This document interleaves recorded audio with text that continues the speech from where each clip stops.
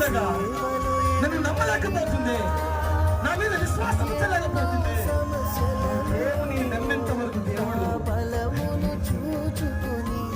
అయ్యా అని చెప్పావు. ఆయన నీ కార్యమును సఫలపరుస్తాడు, ఆయన నీ కార్యము సఫలపరుస్తాడు. అయ్యో డబ్బులు లేదు, కట్టవలసిన డబ్బులు కట్టలేకపోతున్నానే, కట్టవలసిన నియమాలు కట్టలేకపోతున్నానే, డబ్బు సమస్యలు, వ్యాధిక సమస్యలు ఎలా నేను బయటపడుతుందని అనుకుంటున్నావు. నీ వలనైతే నమ్మవారికి సమస్తము సాధ్యము.